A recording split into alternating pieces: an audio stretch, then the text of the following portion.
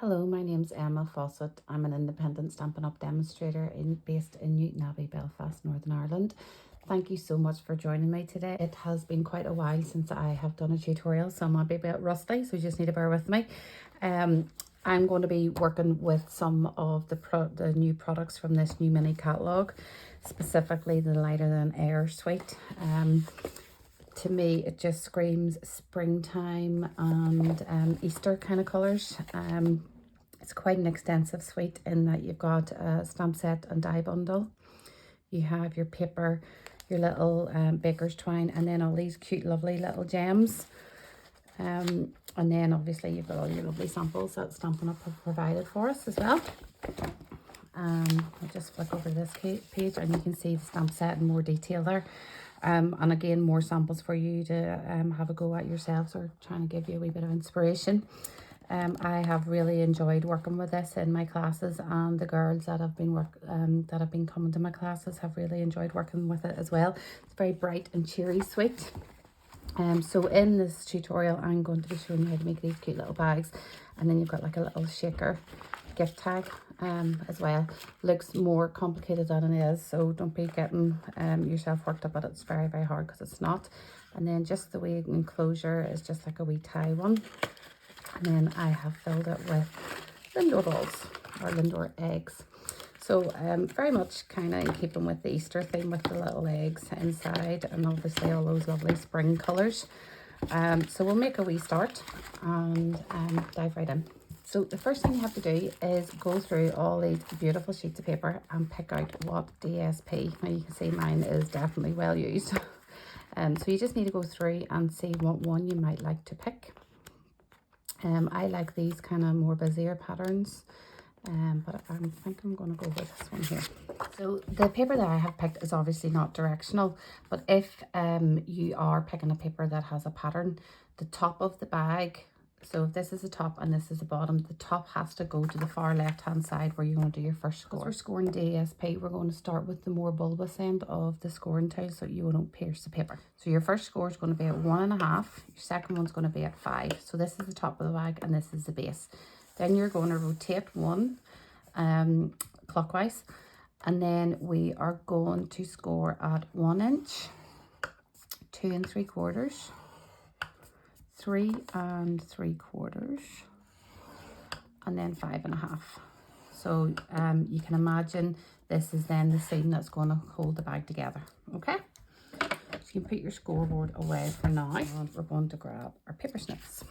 So I'm going to wedge and cut at the same time. So see this score line here, I'm going to wedge there, and I'm going to wedge there. It just means that you're doing everything all in one cut. Okay, so you can see that. So then we're going to go to the left and right hand side of each score line and just take out a small wedge. Okay, it just gives you a cleaner closure whenever we have everything glued up together, and it means that there's no edges overhanging anything. So again, just going to the left and right hand side of the score line.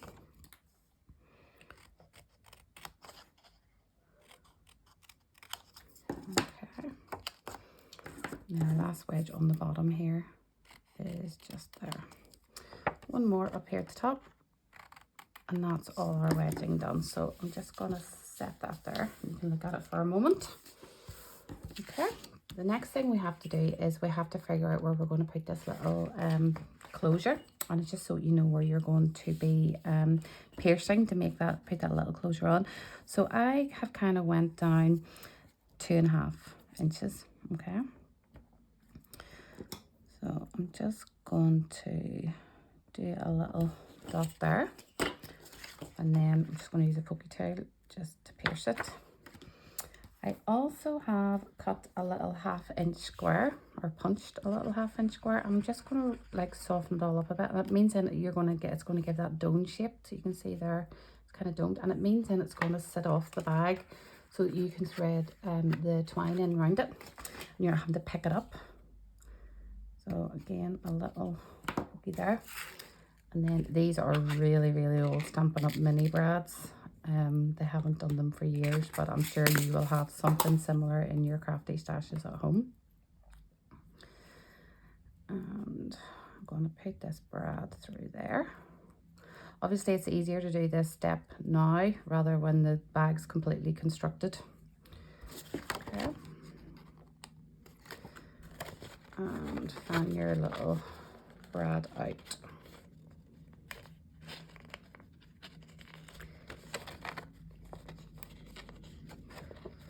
So you have your enclosure, and if you want to, you can just encourage that to kind of dome up. Okay. So we are going to burnish all our score lines, flatten that down a wee bit, burnish those all up.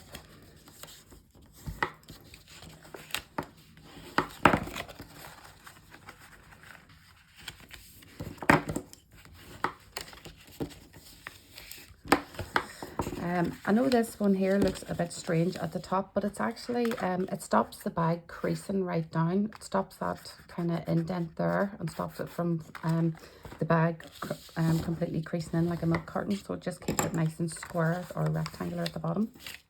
Okay, so bring this wee piece in and we're going to put some glue on it. Not loads, especially if you're using Tombow, less is definitely more. If you don't like wet glue, then obviously you can use your turntable. And we are going to bring these two sides down. So this is the seam of the bag. So this back one is going to come in first.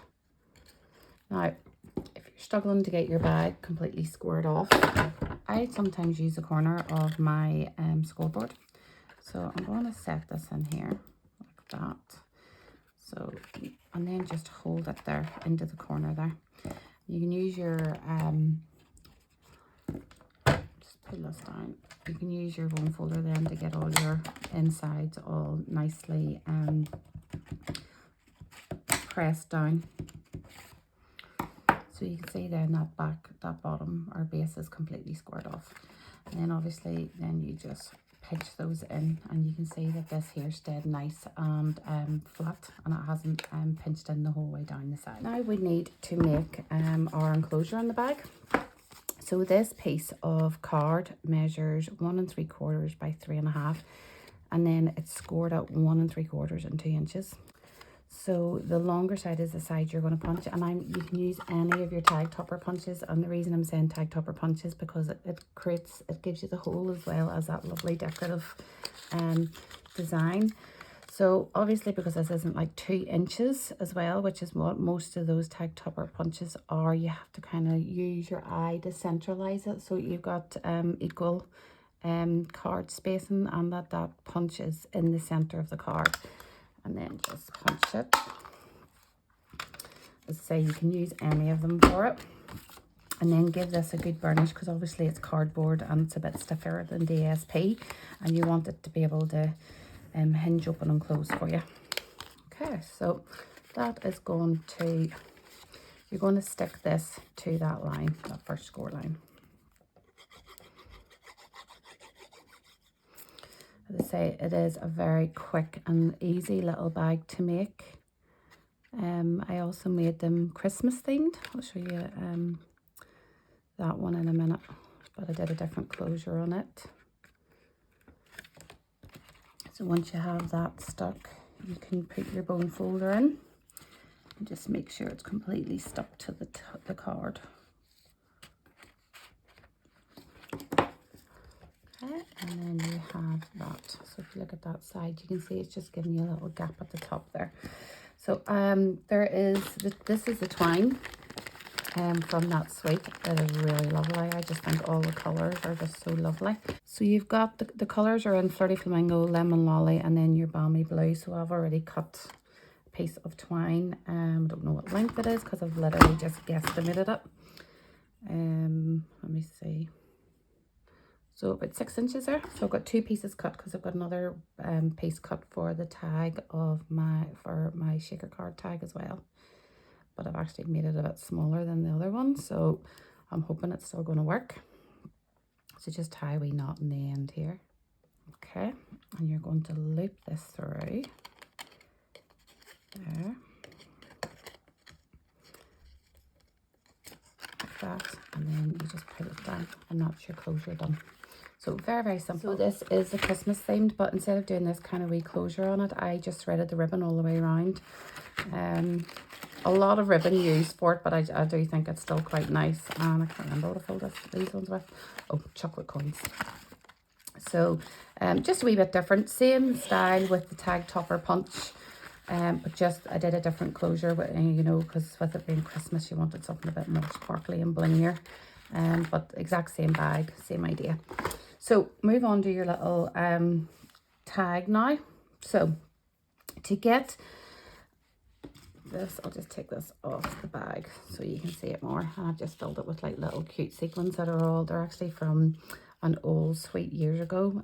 But any of those kind of like glitzy, kind of like we sequins that Stampin' Up offer, any of them will do. They're all just beautiful. So to get this shape, I'm just going to break all these down for you. So you need 2 of these and you need 2 of these because you need 2 halves obviously. So I just want to show you how I achieved this shape here. These are my dies, which are well used. So you've got 2 air balloon, hot air balloon dies. Obviously the big one correlates with this, but the smaller one actually cuts out this sheet of DSP. You know, you can use a smaller one for cutting out these balloons, and then you've obviously got the heart one to cut out those. I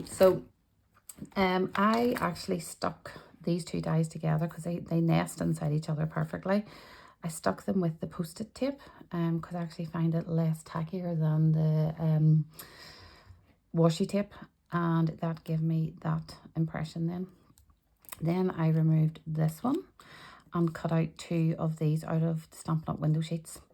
So it's very, very easy. It just means then you've got that outline, and it means then you've got the inner then for the, you know, that for, you stick that onto there and that gives you your 2 halves.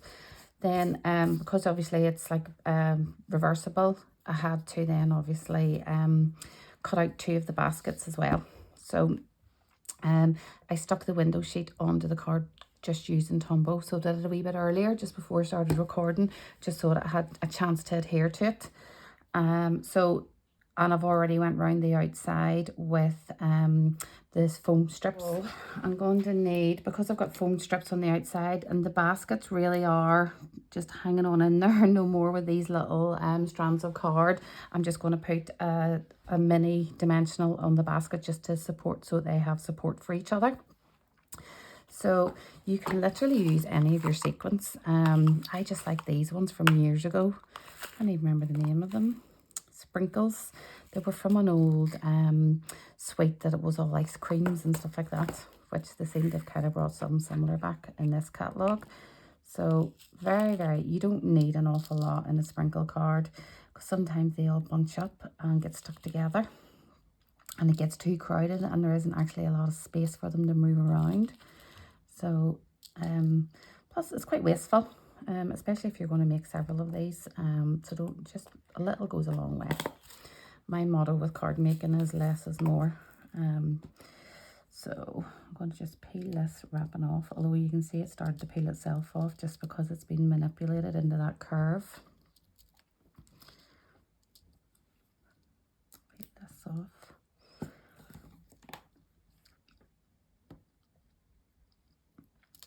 Now, before you stick these 2 halves together, you also need to remember that